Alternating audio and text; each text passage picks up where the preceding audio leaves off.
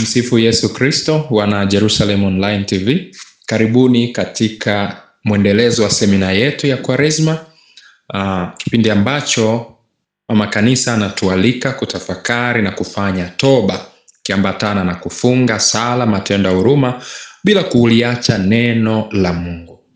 Basi ili kuweza kuishi maisha ya ushindi dhidi ya dhambi katika kipindi sasa cha kufanya toba na katika kipindi endelevu cha maisha yetu ya Kikristo, basi tumeangalia kuanzia jana namna ambavyo tunaweza tukavishinda vishawishi. Maana tukivishinda vishawishi, tunapofanya toba, maana yake tunajuta na kumwomba Mungu msamaha wa dhambi zetu.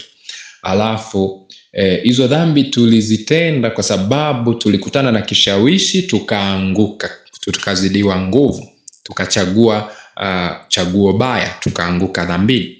Kwa hivyo ili tuishi katika ushindi, ili tufanye toba ya kweli na tuishi katika ushindi dhidi ya dhambi, kwa sababu kufanya toba sio tu kuungama, ila kujua pia baada ya kuungama ninaishije, ninawezaje kushinda hii dhambi. Kwa hivyo hapo ndo tukaona lazima tuangalie namna ambavyo tunaweza tukashinda hivyo vishawishi, tukaishinda dhambi, na basi tukaishi maisha ya toba, maisha mazuri ya toba ya ushindi. Kwa hivyo leo tutaendelea kutazama namna mbalimbali. Kuna vitu nitamani tutazame vile vikuu katika Kwaresma kwa kirefu kidogo, lakini inawezekana muda usitoshe. Basi tutakapofikia hapo tutamshukuru Mungu kwa neema ambayo atakuwa ametupatia. Tuombe. Kwa jina la Baba na la Mwana na la Roho Mtakatifu. Amina. Mwenyezi Mungu mwingi wa rehema, tunaendelea kukurudishia sifa, heshima na shukrani katika jioni hii tunapoendelea kutafakari yale ambayo yanatupasa kufanya katika kipindi hiki cha Kwaresma, katika kukurudia wewe, katika kufunga, kusali, kufanya matendo ya huruma, na katika kukusoma na kukusikiliza katika neno lako. Basi endelea kutupa mwanga wa Roho yako Mtakatifu, tupe msaada wake, tupe nguvu zake, tupe na neema zake, ili tunapoyasikia mafundisho anayotupatia basi tuyaweke katika matendo na yakazae matunda katika maisha yetu, na hasa katika kipindi hiki cha Kwaresma. Neno lako Mungu ambalo ni kama mvua inavyoshuka, lisituache kama tulivyo, litubadilishe na litupe nguvu ya kupiga hatua na kuendelea mbele katika safari yetu ya kuungana na wewe na kukukaribia wewe. Tunaomba hayo kwa njia ya Kristo Bwana wetu. Amina. Maria, makimbilio ya wakosefu, utuombee. Kwa jina la Baba na la Mwana na la Roho Mtakatifu. Amina. Basi ndugu zangu, tunaendelea kutazama njia mbalimbali na mbinu za kushinda dhambi. Mbinu mbalimbali za kushinda dhambi. Jana tuliangalia mbinu moja ya kushinda dhambi na vishawishi, ambayo ni kusali, kukesha katika sala. Sasa leo tuendelee kwenye mbinu nyingine ambayo ni mbinu ya pili, kuepuka nafasi za dhambi. Kuepuka nafasi za dhambi. Nianze na mfano wa kawaida tu. Ukiungua katika moto, kila ukiona moto utakuwa unakumbuka kwamba niliungua katika moto, kwa hiyo unakaa mbali na moto. Ukiumwa na nyoka kwenye njia hii, kesho ukipita au kesho kutwa au wiki ijayo, hata miaka ikipita, huwa tunakumbuka niliumwa na nyoka mahali fulani. Kuna vitu vinaitwa phobia, kama umeshawahi kuvisikia. Ni hofu ambazo hazina mantiki. Kwa unakuta mtu anaogopa tu kusimama juu ya mti au juu ya gorofa, au mtu anaogopa tu kinyonga kwa sababu labda utotoni mwake kuna namna alikutana na kinyonga akatishika, ile hofu ikabaki kwenye nafsi yake. Yani ni kama kovu ambalo basi kila akiona kinyonga basi atakupa kila kitu alichonacho. Kimletea kinyonga tu basi. Kwa kuna watu wana phobia. Sasa kiroho pia kwa kweli naweza nikasema kwa upande fulani inabidi pia tuwe na phobia na dhambi. Yani ukiona dhambi kule, yani unajisikia vibaya, yani kichefuchefu. Unajua jana nilipita hapa na baskeli nikaanguka, kwa hivyo leo nibadilishe ile njia. Niliumwa na nyoka hapa, nilianguka katika uzinzi juzi kwa namna hii, kwa binti huyu, kwa mwanamke huyu, kwa namna hii, kwa mazingira haya, kwa namna ile, kwa sababu sikufanya hivi nikafanya vile. Nifanyeje? Nifanye hivi ili nishinde nishinde kishawishi cha namna hiyo. Kwa hivyo ndugu yangu, kama tumeangua katika dhambi kwa namna fulani, siku fulani, mahali fulani, inabidi sasa wakati mwingine kishawishi tulichokutana nacho tukiepuke. Isije kuwa mtu umeungua bado unacheza na moto, unachezea, unaweka karatasi, unatoa, unaweka chuma, unaweka plastiki, unaangalia na kuaje, unaweka majani wakati umeshaungua na unajeraha. Kwa hivyo tunaposoma Waefeso sura ya 4 ya 27, Paulo anatuambia wala msimpe ibilisi nafasi. Msimpe ibilisi nafasi. Kumbe kuna namna unaweza kumpa shetani nafasi, kwa mfano hasira, kuwa katika mazingira. Unajijua labda mimi nina udhaifu katika uasherati, katika uzinzi. Epuka kukaa mahali labda palipojificha au usiku au mahali pa peke yako na mtu wa jinsia tofauti. Epuka mazungumzo, conversations ambazo hazina mbele wala nyuma. Umependeza, eza huko, nimekumisi, yani na kadhalika, na kupenda, unajua yani ulivyo, sauti yako. Epuka hizo conversations. Epuka kabisa. Epuka hata mgusano, kugusana, kukaa karibu. Epuka kabisa, kwa sababu kama unajua ndipo ulipoangukia jana, ndipo ulipoungua juzi, karibia na moto huo, basi epuka kukaribia huo moto. Epuka kabisa. Mtu aliyeumwa na nyoka eneo fulani hata akipita anakumbuka, kwa hiyo anapita kwa uangalifu. Hivyo ndivyo namna ambavyo tunapaswa kuishi. Tukeshe katika sala, lakini pia tuepuke nafasi za dhambi. Usijifanye wewe una nguvu sana eti wakati Paulo ametuambia, nafikiri waraka kwa Korinto sura ya 6, naangalia hapa nadhani aya 18, Paulo anatuambia ikimbieni zinaa.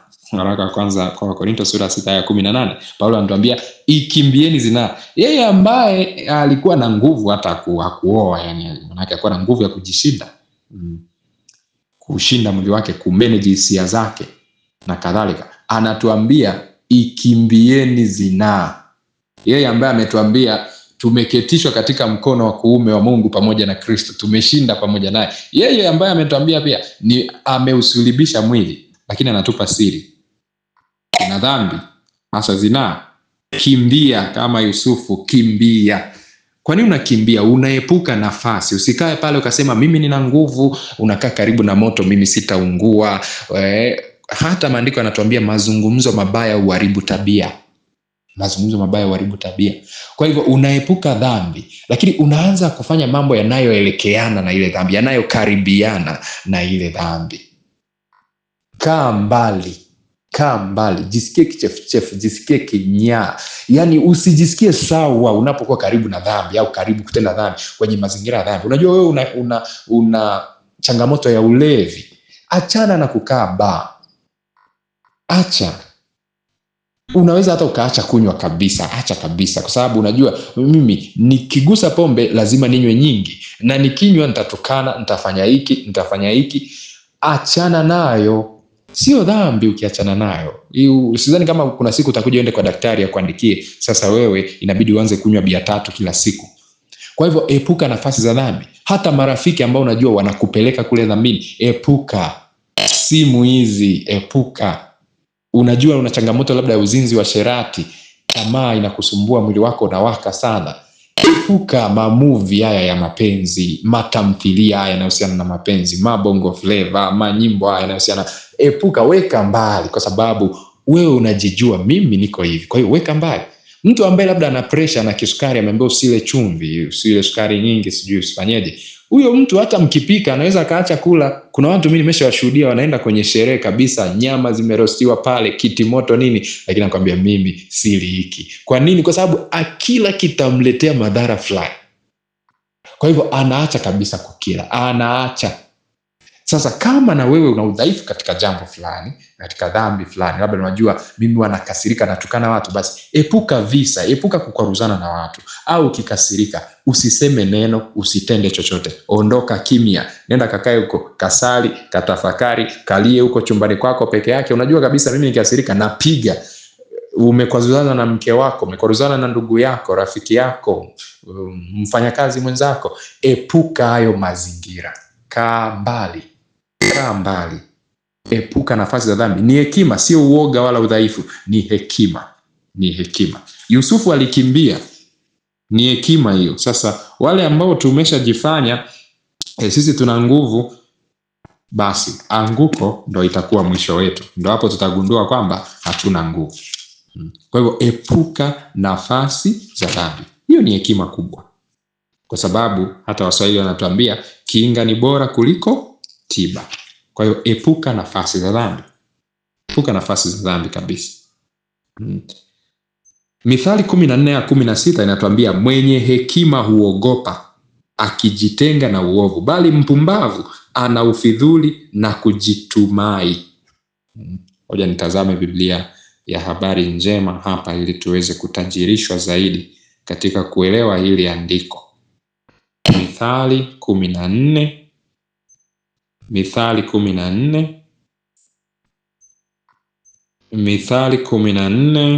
aya ya 16. Mithali 14 aya ya 16.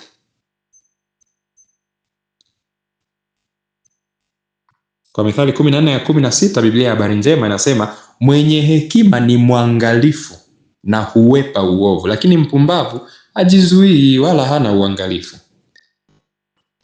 Tukija kwenye upande wa kimwili, kwenye afya, mtu anajitahidi nilale kwenye neti, kama kuna mbu nipige dawa, anaepuka mazingira hayo ya mbu, nisile vitu vichafu, ninawe, anajikinga. Sio kwamba ni muoga, yani kuugua malaria na kwenda hospitalini kupigwa dozi sio hekima wala sio sifa kwamba mimi nina nguvu bana, nimeugua, nimepigwa dozi, nimepigwa sindano, nimetundikiwa drip na kipindupindu na lakini naendelea na maisha. Sio hekima hiyo. Mwenye hekima na mwenye akili ni yule aliyejikatalia, akanunua dawa ya mbu, akavaa, akakaa kwenye neti, na kuna mmoja siku moja alionyesha dawa ya mbu ya kujipaka. Yani kama umekosa neti, umekosa dawa ya kusipulizia, kuna mafuta unaweza ukajipaka, yani mbu asikuume. Kwa hivyo hiyo ndio hekima, ndugu zangu. Hiyo ndio hekima. Natumaini nyumbani kwako kuna vifaa vya umeme, na kama wewe una hekima utakuwa na stabilizer, utakuwa na fridge guard, utakuwa na nini, vyote hivyo. Mvua ikinyesha na nini dadi unazima. Kwa nini unazima? Unajikinga na hatari. Kwa hivyo na katika maisha ya kiroho tunapaswa tuwe na busara kama hiyo hiyo. Mahali ulipoanguka pawekea alama. Jambo lililokuangusha wekea alama. Na kuna vitu, zile dhambi ambazo Shemasi alituambia habitual sins, ukigundua kuna udhaifu ambao unajirudia rudia, weka alama hapo. Epuka hayo mazingira. Kama unajua mimi kisha vikaga usiku sijasali, imeisha. Kwa hiyo hakikisha umesali asubuhi, hakikisha umesali mchana. Unajua kabisa mimi nikisha sali nimekaa kitandani, hakuna sala hapo. Epuka mazingira. Epuka mazingira. Ikiwezekana weka hata miguu kwenye maji ili usali. Hiyo ni hekima, ndugu zangu. Kwa hivyo tusijikute tunakumbatia tu dhambi, tunakaa tu dhambini, tunaendelea kwenye maisha ya dhambi, marafiki wale wale, mahusiano yale yale na watu wale wale, hatutaki kuwaacha. Na mawasiliano yetu, mazungumzo yetu, topic ni zile zile, hatutaki kuziacha. Movie zetu, tamthilia zetu, muziki yetu, mambo tunayosoma, tunayotazama, story tunazopiga ni zile zile. Hata siku moja hutaweza kutoka dhambini. Kwa hivyo katika kipindi hiki cha Kwaresma tunapofanya toba ya kweli ni pamoja na kuepuka nafasi za nini? Za dhambi. Usiende hospitalini kwamba jamani nyoka ameniuma, halafu huyo nyoka umetoka nyumbani umemwacha ndani kwako na mlango umefunga, hujamuua, halafu umeenda. Maana yake wewe utaenda, utarudi, utaumwa na nyoka tena, utaenda hospitalini, utarudi tena utaumwa na nyoka, utaenda hospitalini. Kwa hivyo tunapoenda mbele za Mungu kumwambia nimekosa nimekosa sana, maana yake ninajuta, ninaumia kukukosea Mungu, kudhuru, kujeruhi uhusiano wangu na wewe, ninakupenda. Hapo kama hatujatengeneza mazingira ya kuto kujeruhi huo uhusiano tena, maana yake hatuko serious, tunaigiza. Kama ndugu zanguni, tunapofanya toba, tunapoalikwa kufanya toba katika kipindi hiki cha Kwaresma, pia tujitahidi kuepuka nafasi na mazingira ya dhambi. Hiyo itatusaidia tushinde dhambi. Lakini wewe ukikaa kwenye mazingira ya dhambi tu umoumo, ujiepushi, maana yake hauna hekima, kama tulivyoona katika Mithali 14 aya 16. Hiyo ni hoja ya pili, mbinu ya pili ya kutusaidia kushinda vishawishi, kushinda dhambi, kuishi maisha ya toba ya kweli. Hoja au mbinu ya tatu. Mbinu ya tatu ni kufanya tafakari. Tunaishi katika ulimwengu ambao tuko busy, yani kuna mambo mengi. Tunaepuka ukimya kwa hali na mali. Watu hatupendi ukimya. Mtu akienda shambani ndo anakaa redio. Tunapenda story, simu, yani hatutaki kukaa peke yetu. Tutakuwa na simu, tutaangalia mtandao, tutaangalia message, tutampigia fulani. Hatutaki kukaa peke yetu kufanya tafakari. Unaweza kukuta mtu hana hata dakika 5 za kukaa na kufanya tafakari kwamba leo nimefanya nini, kipi nimefanya vizuri, wapi nimeanguka, nilianguka katika mazingira gani, nilimkosea Mungu katika mazingira gani, kwa nini nilimkosea, kwa nini pale nilishinda, kwa nini pale niliishi katika utakatifu. Tafakari inatusaidia kutambua makosa yetu, kutambua nguvu zetu, kutambua vilema vyetu, kutambua madhaifu yetu na mazingira ambayo yalitufanya tukatenda hivyo. Na tukisha tambua hivyo, basi inatusaidia kujua kesho nifanye nini ili nisirudie kwenye kile ambacho nilifanya jana, au nifanye kama nilichofanya juzi nikashinda katika jambo fulani. Kwa hivyo tujitahidi kufanya tafakari. Tafakari ni kama kutoka nje ya maisha yako, halafu kuyatazama kama sinema, unayatazama maisha yako pale. Na mara nyingi ukikaa kimya unaiona nafsi yako halisi. Unaacha kujiona na watu na vitu fulani kazi, unajiona sasa wewe ni nani? Unafanya nini? Unaishije? Asilimia kubwa ya Wakristo hawana maisha ya tafakari. Wapo tu wanaishi tu, wanaendelea. Na ndio maana pia ni asilimia pia hiyo ambayo hawafanyi maungamo. Kwa nini hawafanyi maungamo? Sababu hawakumbuki hata walikosea wapi. Yaani hawajakaa hata wakajiuliza. Kwa sababu maisha ya kiroho ni tofauti sana. Yaani kimwili tunapougua huwa automatically tunaingia kwenye tafakari. Umeugua malaria, umeugua kichwa, yani automatically unaacha kufanya mambo fulani, unakuwa upo tu umekaa, yani una chochote, maskini unafikiria tu ugonjwa wako. Lakini kiroho umetenda dhambi, unaweza usikie kichwa kinauma, usisikie mwili unajisikia vibaya, unaendelea na maisha tu, unakutana na huyu unatabasamu, unacheka, unaendelea na kazi, wakati mwingine na ibada unaendelea nazo kama kawaida. Sasa unapopata muda wa kukaa kimya, kuyaangalia maisha yako, kwa kweli unaweza kukua. Unaweza kujua umekosea wapi, unaweza kujua umeanguka wapi, unaweza kujua umesimama wapi na ni kwa namna gani. Na sasa hapo unapata fursa ya kujua kipi niongeze kwenye maisha yangu na kipi nipunguze, kwa sababu gani. Kwa hiyo hakikisha una muda kwenye maisha yako kila siku, labda asubuhi au jioni, unaangalia maisha yako umeishije.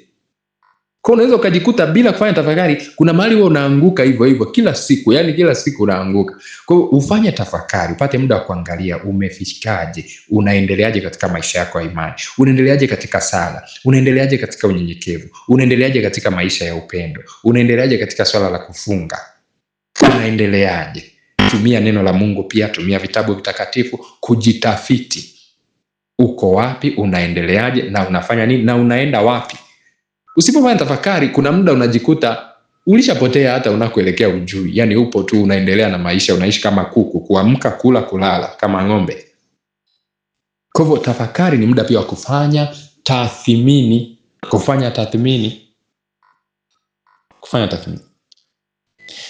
Kimwili, kwa mfano kwenye mambo ya biashara, kuna muda mtu anafanya hesabu, alinunua mzigo kiasi gani, akauza kwa kiasi gani, akatumia gharama kiasi gani, amepata faida kiasi gani.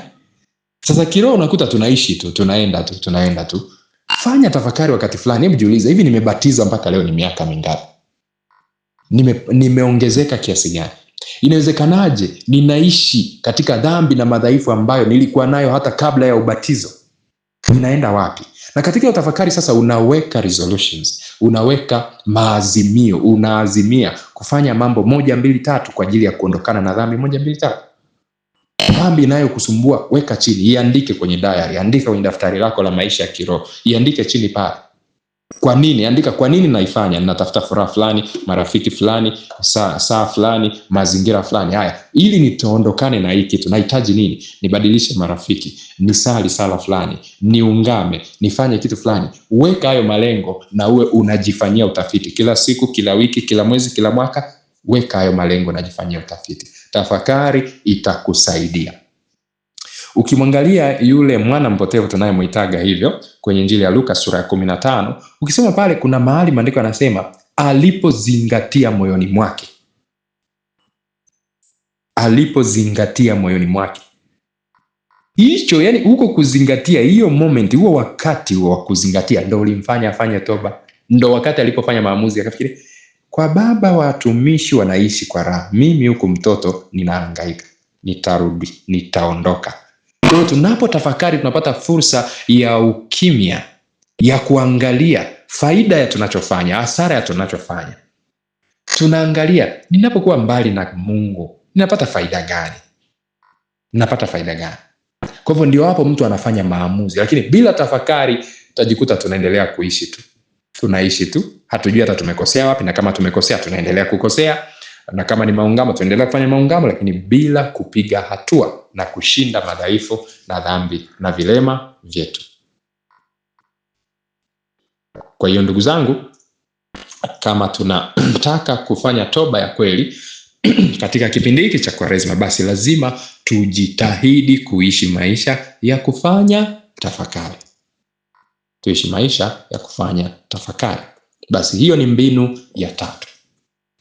Mbinu ya 4, lazima tujifunze kujinyima, kujikana, kukubali mateso ili tuweze kuishinda dhambi, ili tuweze kushinda vishawishi. Kwa mfano, Adamu angeweza kujinyima lile tunda, asingetenda dhambi, lakini alishindwa kujinyima. Alishindwa kujinyima. Mtume Paulo kwenye waraka wake kwa Warumi sura ya 6 aya 11 anatuambia, vivyo hivyo ninyi nanyi jihesabuni kuwa wafu kwa dhambi. Wafu kwa dhambi, yani shetani analeta dhambi, analeta kishawishi hapa. Lakini wewe anapokugusa ni kama umekufa, yani husikii hicho kitu, ukisikii. Anakuangalia, angalia hii bia ilivyotamu. Yani wewe huna habari. Huna habari. Angalia yule msichana alivyo mzuri. Yani wewe kwako wewe umekufa kuhusiana na uzinzi na uasherati. Usikii tena. Yani kama kiziwi. Kiziwi ukienda kumwambia naomba hiki kitu hapa, hakusikii, haelewi unaongea nini.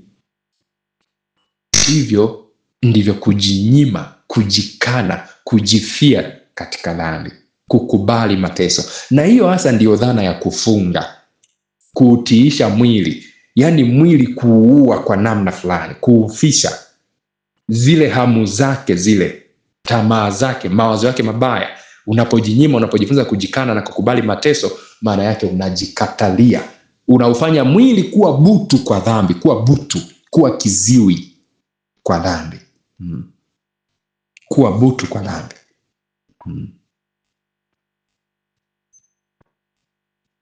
Kwa hivyo ndugu zangu, ili tuweze kushinda vishawishi, lazima tujifunze kujikana.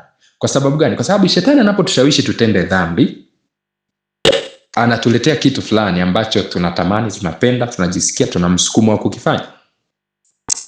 Sasa tunapokubali kukifanya, maana yake tunapozidiwa sasa nguvu na miili yetu, kama samaki anapozidiwa nguvu, anatamani kula chambo, kwa hiyo anaenda kula chambo, anakamatwa. Sasa tunapofanya hivyo, tunapoanguka dhambini, maana yake tumeacha kujinyima, yani tumeacha kujikatalia kile ambacho tumekubali tukaingia dhambi. Kwa hivyo tuweze kushinda dhambi, lazima tuwe na uwezo wa kusema hapana kwenye chambo. Kama panya, tuwe na uwezo wa kusema hapana kwenye dagaa, kwenye nyama. Kama ni simba, tuwe na uwezo wa kusema hapana kwenye hichi kipande cha nyama.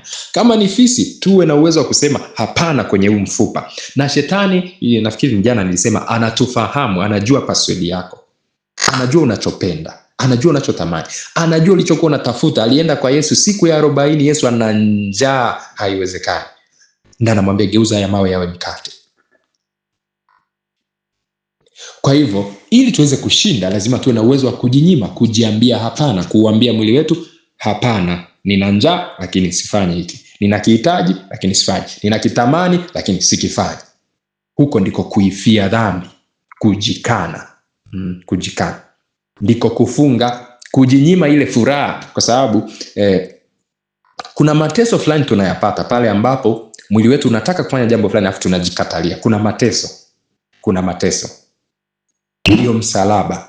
Sasa hayo mateso ndio huwa hatutaki kuyagusa. Kwa hiyo huwa tunachagua kuishi maisha ya starehe, anasa na tafrija.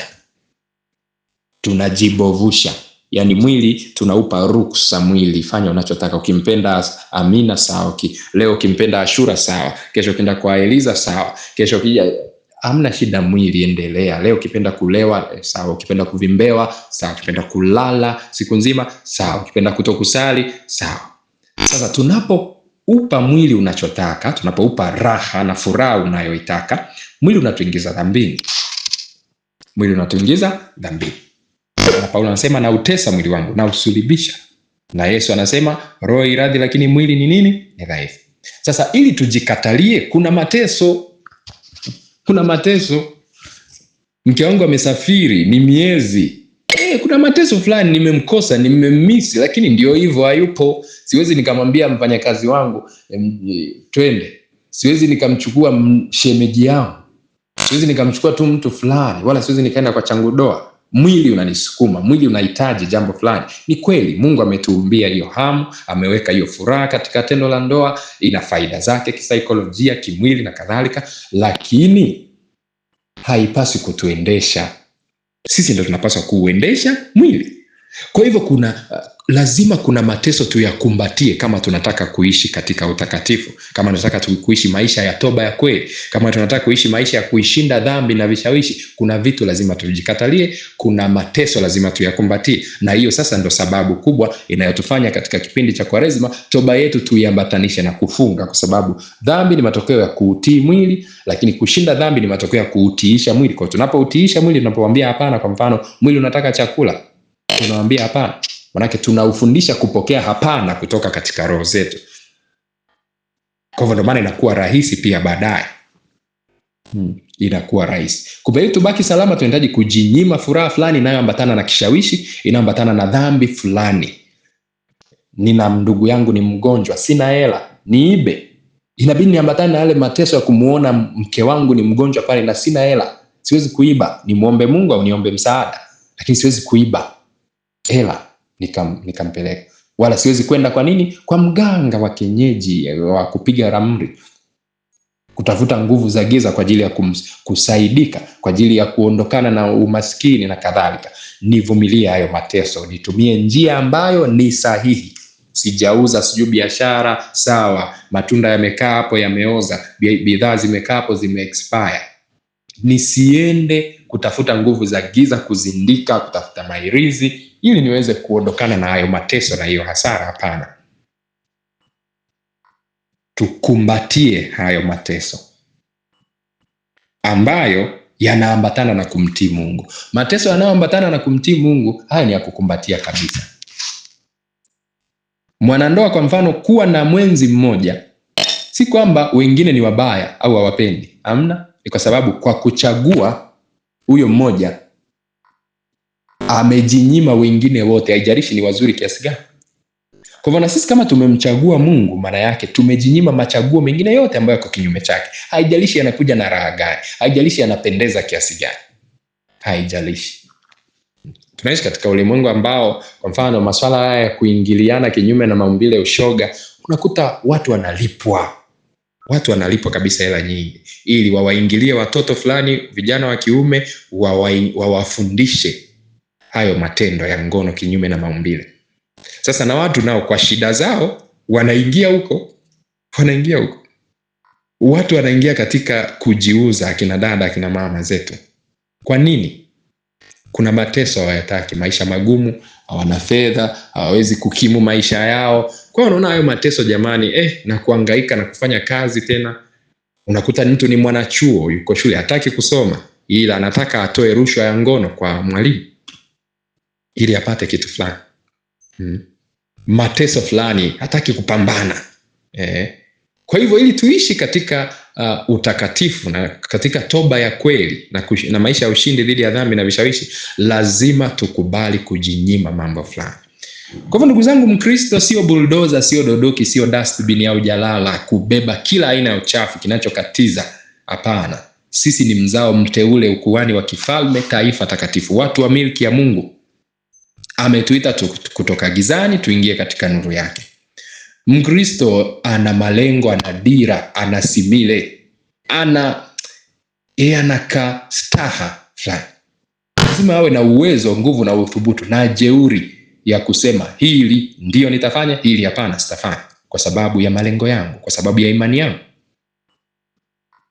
kwa sababu ya imani yangu. Kwa hiyo Yusufu alijinyima furaha ambayo ingetokana na kuzini na mke wa Potifa. Kimwili angepata furaha, lakini alisema nifanyeje ubaya huu mkubwa nimkosee Mungu? Kumbe lazima tukubali kujinyima, tukubali mateso fulani ili tuweze kuishi katika utakatifu. Yesu alituambia kwenye Mathayo 16:24, anasema mtu yoyote akitaka kunifuata na ajikane mwenyewe, ajitwike msalaba wake anifuate. Ndivyo Yesu anavyosema. Ndivyo Yesu anavyosema. Ukitaka kumfuata unajikana, unabeba msalaba, unafuata. Kwa hivyo ukitaka kumfuata Kristo lazima ukubali kujinyima mambo mengine. Lazima ukubali kujinyima katika mambo mengine. Shadrach, Meshach na Abednego walikubali mateso, kuingizwa kwenye tanuru ili wasimkosee Mungu. Wangeepuka mateso ya kuingizwa kwenye tanuru wakaogopa, wangeishia kufanyaje? Kumkosea Mungu. Wangeishia kwenye maisha ya dhambi. Baadaye tena waanza kumwambia Bwana tusamee, Bwana tulianguka, tuliabudu sanamu na kadhalika. Walikataa. Yesu naye mwili wake ulimshawishi kuepuka msalaba, lakini alitumia sala akashinda, akaingia katika mateso, na mwisho akavumilia mateso, akaibuka na utukufu na ufufuko. Kumbe tunapokubali mateso, tunapokumbatia mateso katika kumtii Mungu, kuepuka vishawishi, basi tunakuwa washindi. Tunakuwa washindi. Hata kama ni kufukuzwa kazi, kubali. Kama ni kuachwa, mtu amekwambia mpaka uzini na mimi ndio nitakuoa, lazima tutesti mitambo tuone aliyomo yamo, unazaa uzai, achana naye. Mungu hawezi akakuletea kitu kina baraka ambayo inakupeleka kwa shetani. Maandiko yanatuambia neema, baraka za Mungu hazina majuto. Kwa mtu asikudanganye. Tulale tu pamoja, tuzae pamoja, njoo tu nyumbani kwangu usiku. Wakati ni uchumba, ndoa bado, achana naye. Kama ni mateso ya kuambiwa umeachika, umeachwa na mchumba wako, pitia tu hayo mateso, lakini epuka dhambi. Epuka dhambi.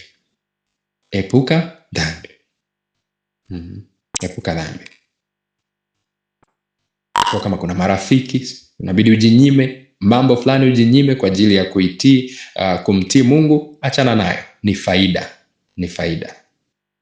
Ndio maana tulisoma Wagalatia 5:24, Paulo anatuambia hao walio wa Kristo Yesu wameusulubisha mwili pamoja na mawazo yake mabaya na tamaa zake. Kwa hivyo huwezi kutoboa kumfuata Kristo kama hujausulubisha mwili, hujajikatalia, hujajikana, hujajinyima, hujajifia katika dhambi na kuishi katika roho. Yaani roho na mwili haviwezi vikaishi pamoja kiroho. Lazima kimoja kiwe kinatawaliwa na kingine ili kimoja kiweze kuishi. Tuendelee na mbinu ya 5. Mbinu ya 5 ni kutambua, kuheshimu na kuzingatia uwepo wa Mungu usio na mipaka. Mbinu ya 5 ya kushinda vishawishi na dhambi na kuishi maisha ya toba ya kweli ni kutambua, kuheshimu na kuzingatia uwepo wa Mungu usio na mipaka. Na hapa tusome Zaburi ya 139 aya ya 7 hadi ya 8. Zaburi hii inasema, niende wapi nijiepushe na roho yako? Niende wapi niukimbie uso wako? Kama ningepanda mbinguni, wewe uko. Ningefanya kuzimu kitanda changu, wewe uko. Zaburi anavyotuambia, Zaburi 139 aya 7 hadi ya 8. Kwa kweli, kwa hali ya kawaida ni vigumu sana na ni tendo ambalo halifikiriki kabisa, kumwibia mtu anayekuona, yani anakuona, au kumsema vibaya mtu anayekusikia. Swala gumu labda mwanandoa kumsaliti mwenzie mbele ya macho na masikio yake. Kwa nini? Ni kwa sababu ya uwepo kamili wa watendwa au waathirika wa jambo husika. Tena wengi hupata kiwewe wanapokutwa katika hilo jambo. Labda mtu anamwibia mtu afa anakutwa. Mtu amefumaniwa. Nadhani tunaweza tukawa tunaelewa ni hali gani mtu anaweza kuwa nayo hii. Sasa mtu anafumaniwa kwa sababu gani? Kwa sababu ile tendo sasa anakuta analitenda, anajisikia vibaya kwa sababu analitenda mbele ya mwenzake. Sasa amekutwa, kwa anajisikia vibaya, hawezi kuendelea, hawezi kulifanya tena. Anaiba, amekutwa, alikuwa anamsema fulani, huyu hapo, kumbe anamsikia. Anaanza kujikaushi, anabadili topic, au anaahirisha kabisa, anaondoka, au anaanza kuomba msamaha. Sasa kama ambavyo ni vigumu kuwatendea watu vibaya, kuwasaliti, kuwaibia mbele ya macho yao kwa sababu wapo, inakuwaje ni rahisi kutenda dhambi, tena kujaribu kujificha wakati tunajua Mungu yuko mahali pote? Sasa kiroho inakuwaje tunasahau hili jambo? Wakati wote tuko mbele ya bosi wetu, tuko mbele ya mwenzi wetu, Mungu Kristo, mkuu wetu wa kazi, tuko mbele yake muda wote. Safiri unavyoweza, nenda Mbeya, nenda wapi, nenda nje ya nchi, nenda guest yoyote, Kristo yuko pale anakuona. Jifiche kadiri unavyoweza, uibe, Mungu anakuona. Fanya maovu vyovyote unavyojua, tufiche, weka password kwenye simu kadiri unavyoweza. Ficha hizo sijui mairizi, yani ficha hayo mavitu yako vyovyote unavyoweza. Lakini Mungu anakuona. Kwenye misa tunasali, mtakatifu mtakatifu Bwana Mungu wa majeshi, mbingu na dunia zimejaa utukufu wako. Hosana juu mbinguni. Sasa ni wapi utakimbilia? Niende wapi nijiepushe na uso wako? Mbinguni upo, kuzimu wewe upo, mahali pote upo. Kwa hivyo kuna muda tunajisaulisha, tunakuwa watoto. Kama mtoto ambaye labda anajifunika, basi anafikiri haonekani, kumbe anaonwa. Au kama yule ndege mbuni ambaye inasemekana kwenye hatari anaficha kichwa chake chini, sio kwenye majani au vipi, basi akifikiri adui hamuone au haonekani. Kwa hivyo kuna wakati wa Kristo tumekuwa wajinga kiasi hiki, tunajificha eti tutende uovu. Mungu anatuona. Hayo ni maisha katika mwili. Tutamkimbia mwanadamu, lakini Mungu anatuona mahali popote tulipo. Mawazo yetu, kuta mtu amekaa, mko naye mnazungumza, kumbe amepanga tu uovu fulani, yani moyoni mwake ni muovu, ila basi hataki kuonyesha. Nje mwanakondoo, ndani mbwa mwitu. Tusifikiri Mungu yuko mbali, ndugu zangu. Tujizoeze katika kutambua, kuthamini na kuheshimu uwepo wa Mungu. Kwa hivyo tukizingatia kwamba Mungu yupo, ni naye wakati wote, basi tutashika adabu. Unajua mara nyingi hata unapokuwa mwenyewe chumbani au ndani, kuna namna unaishi, ila anapoingia mtu mwingine kuna namna unaishi. Kuna namna unavaa, kuna namna unaenenda, kuna namna unakula, na kadhalika. Kwa hivyo tumheshimu Mungu kama tunatambua uwepo wa Mungu. Na ndio hapo sasa watu tunaamini kabisa Mungu yupo katika nafsi tatu, yuko wapi, yuko mahali pote, lakini matendo yetu yanadhihirisha hatuamini kama yupo. Hatuamini kabisa kama yupo. Kwa hivyo tukitambua uwepo wa Mungu, zile juhudi za kuficha maovu, yani tunachukua kishawishi, tunakikumbatia, tunakitengeneza hata kishawishi, yani kishawishi kinakuwa sehemu yetu ya maisha. Dhambi inakuwa tabia yetu, inakuwa mfumo wetu, inakuwa cycle yetu ya maisha. Hizo tabia tukitambua uwepo wa Mungu sio na mipaka, hizo tabia zitakufa. Kwa hivyo Mungu anatuonaga tu. Tangu naanza kupanga dhambi, kuifikiria, kuikubali, kuamua kuitekeleza, mipango yote, uongo wote, kudanganya kote, harakati zote, kama ni safari, kama ni kudanganya, naenda shule, naenda kwa rafiki yangu, nimelala huku. Hizo harakati zote Mungu anaziona. Zote Mungu anaziona. Ndio maana ndugu zangu, nalisema ili kutoka ndani kabisa ya moyo wangu, ndio maana tunapokuja kufanya toba, kwa kweli tunapaswa kuja na moyo uliovunjika na kupondeka. Fikiria wewe umepanga uovu mwezi mzima, umeuhangaikia, kama ni kumtongoza mtu mwezi mzima, mwaka unamfuatilia. Leo ameingia Kingi, amekuja ghetto, amekuja nyumbani, sio amekuja wapi, kwa ajili ya hilo tendo. Kwa bahati mbaya mtanisamee, labda nimetumia mfano mmoja mara nyingi, lakini basi sijui ni kwa nini. Sasa fikiria mtu umepanga dhambi labda muda mrefu, alafu hitu unakuja kufanya toba dakika 5, yani umeshajutia dhambi, umeshakusudia kuacha dhambi, umeshaungama, alafu tunaenda unakomunika, yani unaona sasa hapa nimefanya toba. Hapana, mimi nafikiri hapana, sishawishiki kabisa. Kuna sister mmoja anaitwa Sister Clarity, kitu kama hicho, Sister Claire.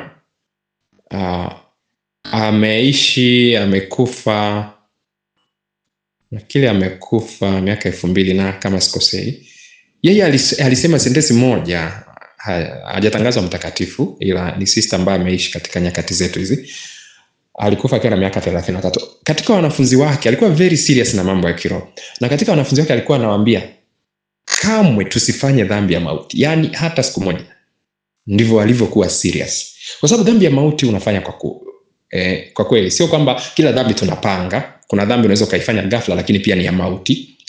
Lakini kuna zile dhambi ambazo tunazifanya yani premeditated. Umepanga kuiba, labda umeenda umevunja, yani kila siku unakula target. Kwa kweli dhambi kama hizo, mimi nafikiri tunapozifanyia toba zake pia lazima ziwe nzito. Yani tumuonyeshe Mungu kweli kwamba sijutii tu kukukosea, ninajutia kuanzia nilivyokuwa napanga, kuanzia nilivyoamua, kuanzia nilivyomdanganya huyu mtu, kuanzia nilivyomtapeli, kuanzia nilivyomrubuni, kuanzia nilivyomwambia mke wangu nasafiri naenda kwenye kazi. Najuta hayo yote. Sijuti tu lile tendo la kuzini au kuiba, kuchukua hela za watu, za kikoba, za kikundi fulani. Ninajuta hizo harakati zote, message zote nilizokuwa natuma, muda wote tuliokuwa tunaongea, tendo lote kuanzia mwanzo mpaka mwisho, kuanzia ninavunja kufuli mlango mpaka ninachukua TV, ninampiga mtu, kuanzia ninavyomnenea mabaya, ninavyodanganya kwa ajili yake afukuzwe kazi, kuanzia ninaanza safari ya kwenda kwa mganga. Ninajuta hilo lote. Sijuti tu eti naenda kwa mganga, nimeenda kwa mganga. Ninajuta yote. Hata hela nilizompa mganga, kuku niliyempa, ningemtoa sadaka, ningewapa maskini wakapata chakula, ningewasaidia wahitaji. Mungu, ninajuta hayo yote. Kwa hivyo hayo yote tunafanya mbele za macho ya Mungu. Kwa hivyo na tunapokuja kutubu, tujue Mungu alikuwa anatuangalia katika hayo yote. Kwa hivyo sio jambo tu rahisi la kuja kusema Bwana Mungu nisamee bana, nimekosea, niliiba, nilizini, nilifanya hivi, nilichukua fedha za watu, basi niligushi saini ya mkuu wangu wa kazi, ya mhasibu, nikachukua fedha. Sio jambo tu dogo. Sijui kama mnanielewa. Pengine labda sijui kama nitakuwa labda nimezungumza vibaya, lakini nafikiri niko sahihi. Nazungumza katika dhamiri njema na katika mwangaza wa Roho Mtakatifu. Kwa kama ambavyo unaanza kuipanga dhambi, na toba pia tuifanye kwa kina vivyo hivyo. Tuchukue muda, tuingie kule ndani. Pengine watu wanafanya toba juu, ndo maana hatuonji ubaya wa dhambi. Hatuonji ubaya wa dhambi na hatuoni ukubwa wake.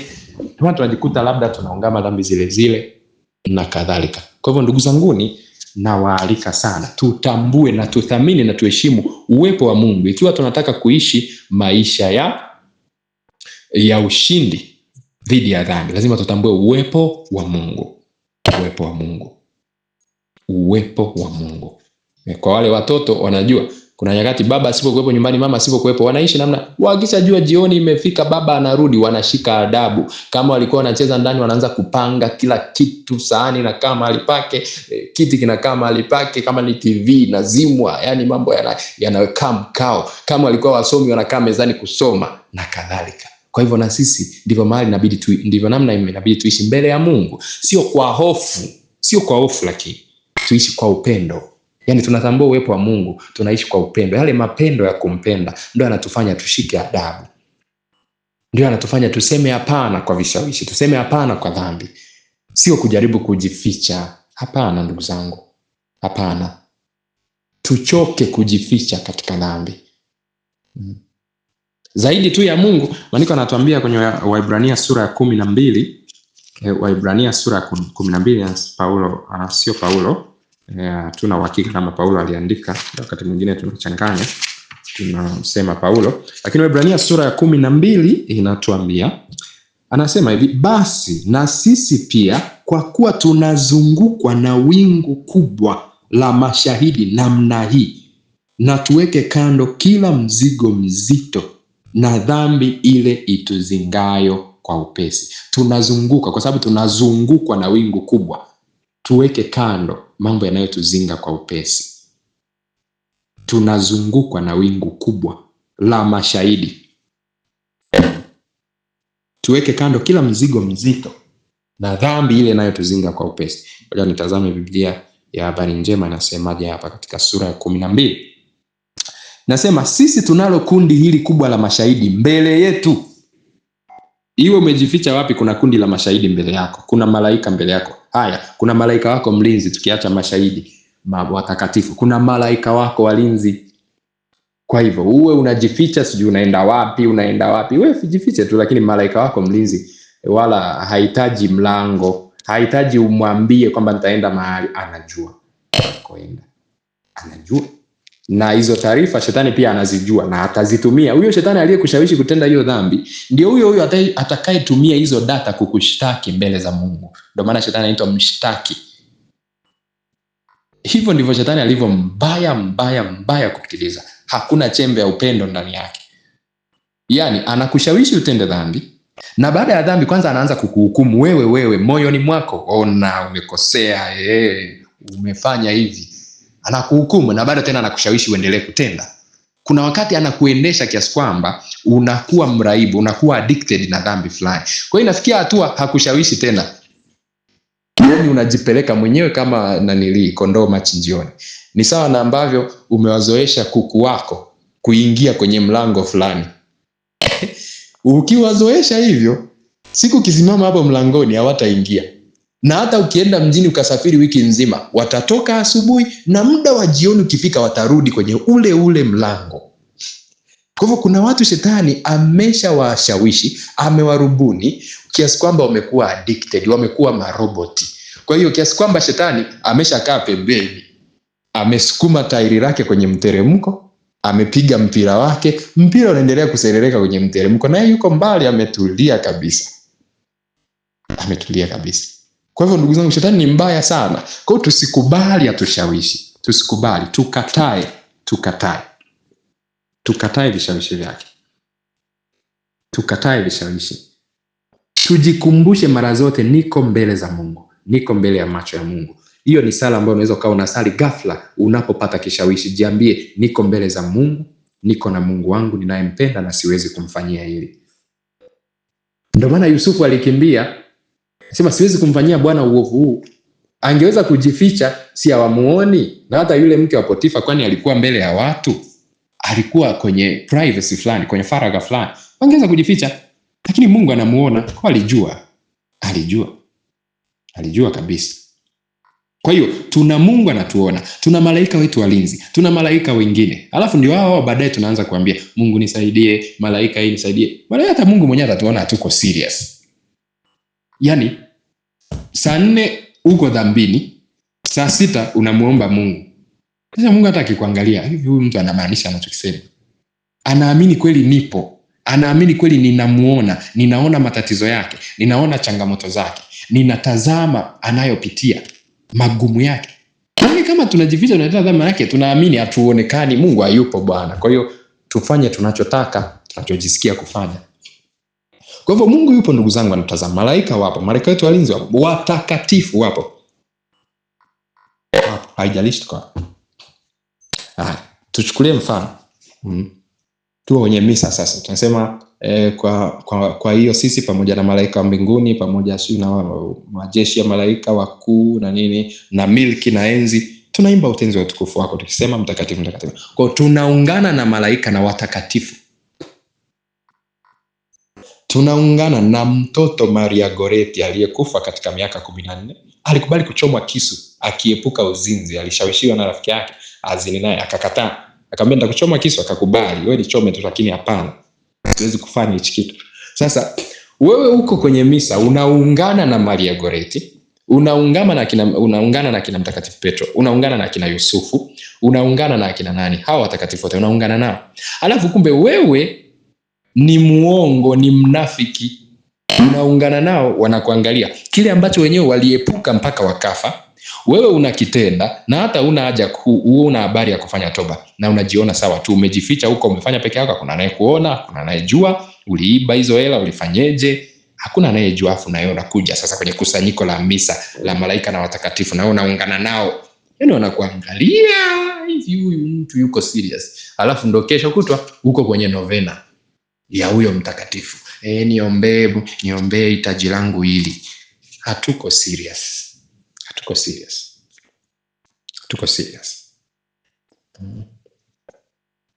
serious ndugu zangu. Kwa hiyo kama tunataka kweli kuishi maisha ya imani, ya toba, ya kushinda dhambi na vishawishi, lazima tutambue uwepo wa Mungu. Hebu tusome kitabu cha Yoshua bin Sira sura ya 23 aya 19. Yoshua bin Sira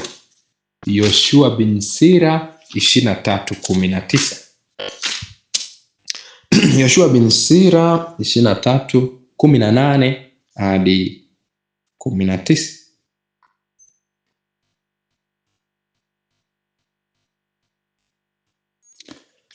Hapa alikuwa anamzungumzia muasherati Yoshua bin Sira kuanzia ya 16 ya 17. Sasa aya 18 anamzungumzia huyo mdhambi, anasema usema moyoni mwake, nani anionaye? Giza limenizunguka na kuta zimenificha. Yeye aliye juu hata zikumbuka dhambi zangu. Hata zikumbuka dhambi zangu. Hivyo ndivyo mdhambi anavyofikiria. Nani anionaye? Basi macho ya watu ndiyo hofu yake, wala hajui ya kuwa macho ya Bwana yang'aa kuliko jua mara 1000. Yanatazama njia zote za wanadamu, yanachunguza mahali pasiri. Hivyo ndivyo Mungu anavyoona. Hii ni hekima ya Yoshua bin Sira sura 23:16 mpaka 20 na kuendelea. Mtakatifu Faustina akiwa bado mtoto, alipopokea komunyo ya kwanza, alikuwa anatembea mwenyewe kurudi nyumbani. Watu wakamuuliza, "Mbona unatembea peke yako?" Akawajibu, siko peke yangu. Kwa nini? Amempokea Kristo, anaamini yuko pamoja naye. Na sisi tukumbuke, tunapompokea Kristo kanisani ndio tunatembea kwa uchaji, tunapokea Kristo kwa uchaji watakatifu wa Mungu kwa moyo wa ibada na kadhalika, tunainama, wengine tunapiga magoti. Ndugu zangu, tunapotoka tunatoka na huyo Yesu, tunaenda naye tunakoenda. Chochote tunachokifanya tuko naye. Tumempokea moyoni mwetu, tunaye. Na ule wimbo unaimbwa, tembea na yeye uweza upendavyo, safiri na yeye uwezavyo, kula na yeye popote pale, aulaye mwili wangu nakuja ukaa ndani yangu nami ndani yake. Tunaungana, tunamchukua. Sasa wewe unamchukua Kristo, unampeleka wapi? Unamchukua tena, unaanza kujificha tena. Wewe mwenyewe uliyemchukua unaanza kujificha tena ili uwe na umbali naye, ufanye vitu unavyotaka. Ndugu zangu, huu ni utoto. Kwa hiyo Kristo hatumuachi, tunamchukua, tunaenda naye. Kwa hivyo kokote huko unakokimbilia kuepuka watu, jua uko naye. Yuko naye katika uwepo wake usio na mipaka, lakini anaweza pia asiwe moyoni mwako, lakini yupo. Yupo.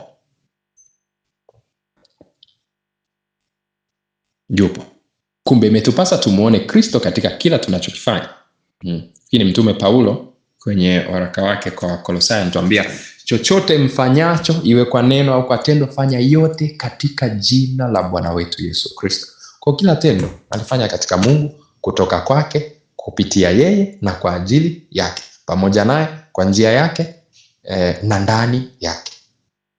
Basi ndugu zangu, katika hichi kipindi cha Kwaresma tunapoalikwa kufanya toba, basi toba ya kweli inaambatana na kuwa na mikakati dhahiri na maamuzi sahihi na maazimio sahihi ya kushinda dhambi na vishawishi. Basi tuendelee kukesha katika sala, tuendelee kuepuka nafasi za dhambi, tuendelee kuishi maisha ya tafakari, tuendelee kuishi maisha ya kutambua na kuthamini uwepo wa Mungu, na tuendelee kuishi maisha ya kujinyima na kujikatalia, kuifia miili yetu katika dhambi ili tuweze kuishi katika roho. Basi tuendelee kusafiri pamoja. Kesho tutaendelea kutazama mbinu nyingine za kusaidia kuishi maisha ya ushindi, maisha ya kushinda dhambi na vishawishi, maisha ya toba ya kweli, hasa katika kipindi hiki cha Kwaresma, lakini katika maisha yetu yote ya Kikristo.